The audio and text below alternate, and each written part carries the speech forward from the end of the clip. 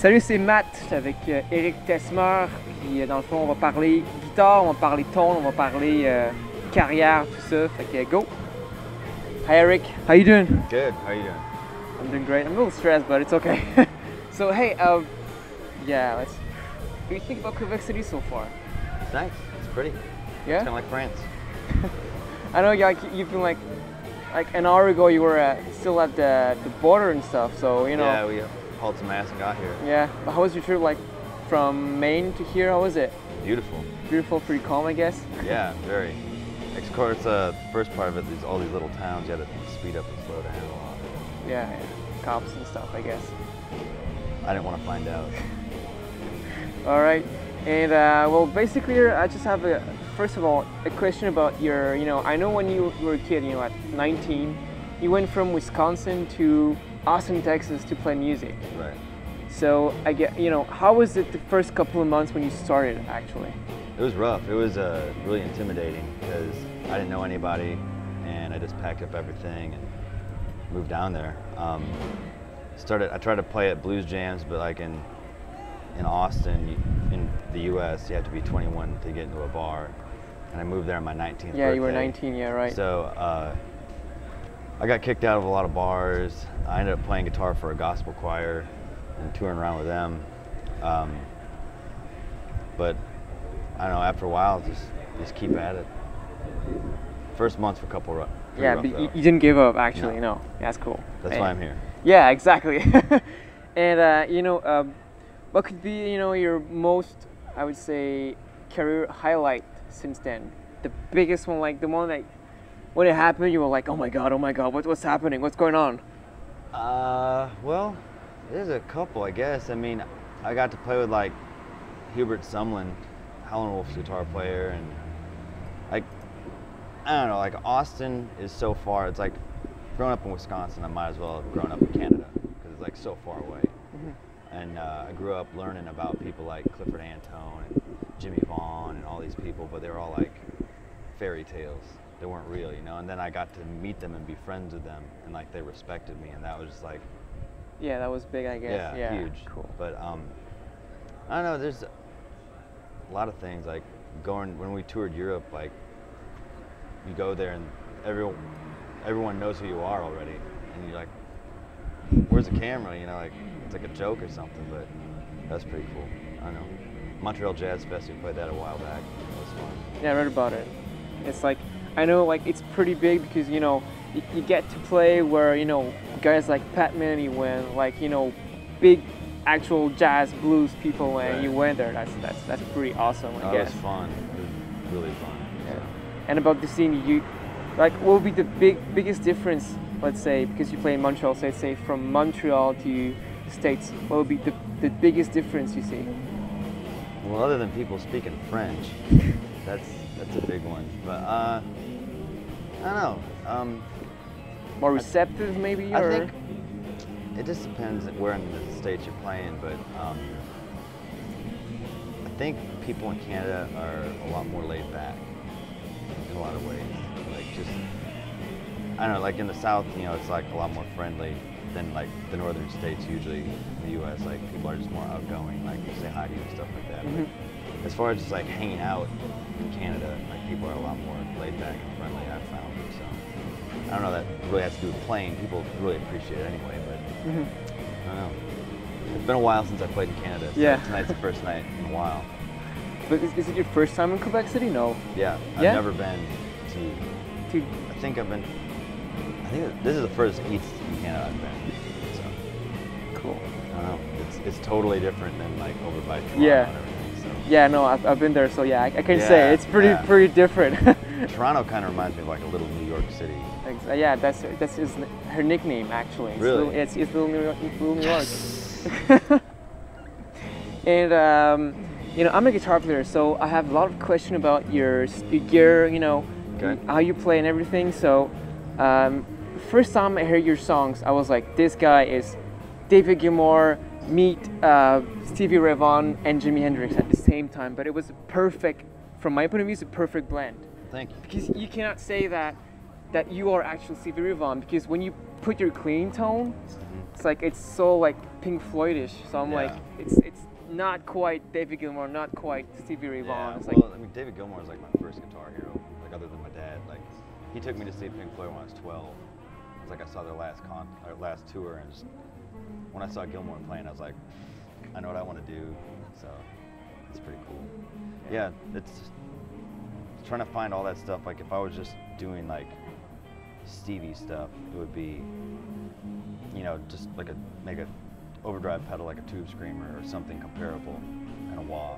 I mean, that's pretty much, and maybe like a fuzz of some type. But like when you have Gilmour, like you need to have like some clean delay. You know, like some really cool like echoey pedal. So I mean, I have an old, like you saw, an old Memory Man and like the carbon copy. Yeah, the MXR. Yeah. That's it's, with those two, you can like really do a lot of different stuff. So it's I'm always trying to get that delay like in the solo of Time, the Dark Side of the Moon. It's like, yeah. Or like if you listen, like, you know, it's kind of a kind of a mix of a slapback delay and a forward delay. It's kind of it's crazy. I know it's pretty hard to get though. Yeah, and it's hard, especially when you don't have like a tap. Like you can't like set out the tempo. Yeah, I know. On both fill you can't. Yeah, and but the thing is, like, if you have a really good sound guy, like, I would prefer not to even use a delay pedal, because if you can mic it coming out of the PA, like in a bigger venue. Yeah, and the reverb of the actual venue. Yeah, I know. So like that combined, like, so the speaker, like when you run a delay into an amp, it does start to bog down your signal a little bit. So it's like, you know, it starts to compress everything. And if you have it on the mic, it coming out of the speaker, you know, you can make it sound much huge. better. Yeah, and you put some mics around so you can cap the sound coming back. And not only that, but like you had a PA with like layered delay, you can just trip out on the sound. It's just amazing. So. Yeah. And I got a question also about you know, your actual tone. Okay. Because this is something that I know a lot of young guitar players fail to understand. Yeah. It's like everybody or want to go fast or want to go copy somebody, but on everything I heard of you, it's like when you play your clean, it's an actual unknown clean tone. Okay. And when you clicked in like the, you know, the link that I had from YouTube of your band, it's like you were playing like kind of a trashy drive sound, and when you go to your solo, the neck comes in and everything is like round sounding, and it's like, how did you actually, you know, find that sound? How did you find your sound? You worked it out, or it just happened that you wanted that gear and started like that? Yeah, I don't know. I mean, I think it's like I was trying to do a lot of things at the same time. I mean, like trying to sound like a bunch of different people. Like I'd pick up like one little thing I liked, and it's like try to figure out how to do that.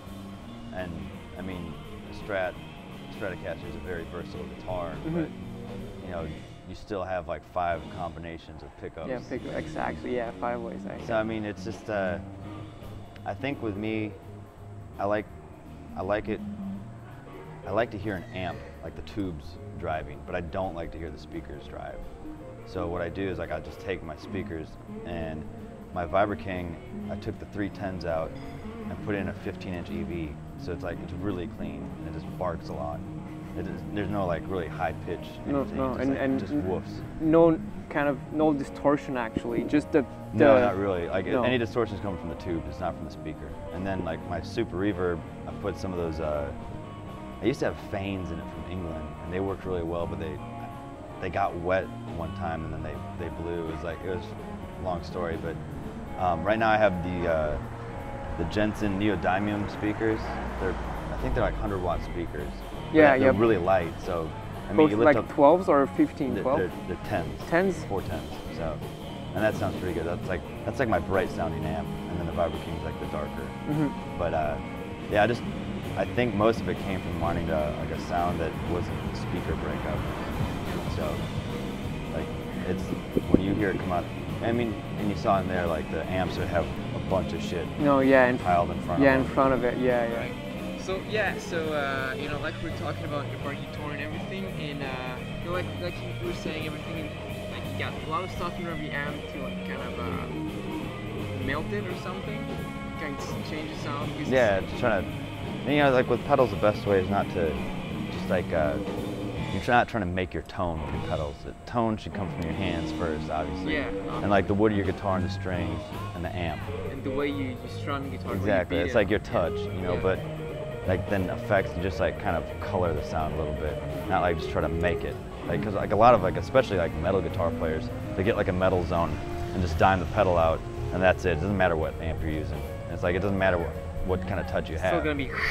Yeah, yeah. It's still gonna be a lot of compression and gain. So, I mean, you wouldn't even have to pluck them. You could just kind of like yeah, kind of piano style. Yeah, and a lot of it's sustain. You just yeah. Yeah, I understand. Well, I mean, there's a place for that, I'm sure. I'm not into it. Yeah, we'll kind of guess that out on the first first video we see of you guys. Like it's pretty clean, so like, you know, that guy's not into metal for sure. I like it. It's not my thing. Yeah. It's like I'll listen to it. Like I like some like Amorphous and stuff like that. It's kind of more progressive, Pink Floyd-ish kind of stuff. So. And to finish that, last question: what would be, you know, a tip you could say to people like young guys like me?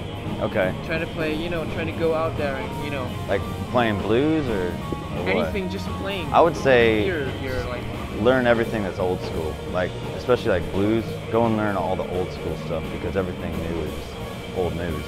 I mean, it's just like if you go back and listen to B.B. King and all that stuff, like it'll give you so much better bass for jazz and metal or rock or anything. Just learn it right. Yeah, and I guess don't give up, I guess. Oh yeah, well, if you're gonna give up, don't start. Yeah, don't start, exactly.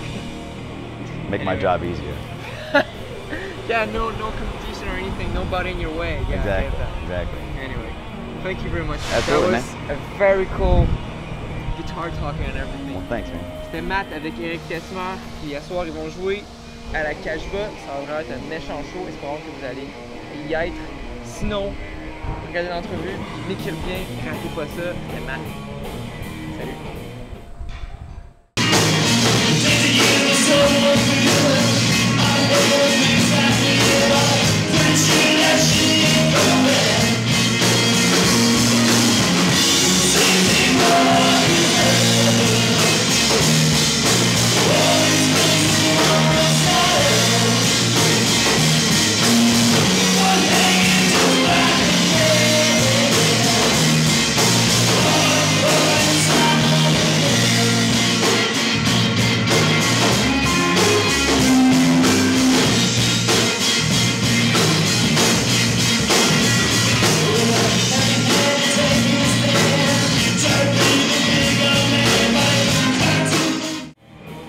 Salut, c'est Matt, je suis encore à la Cashba, le show vient de finir, puis là je vais vous présenter les membres du groupe un après l'autre, en fait ils vont se présenter eux-mêmes.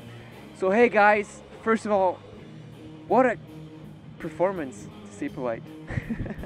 Thanks. Thank you. Merci. Oh, hey! French side, cool!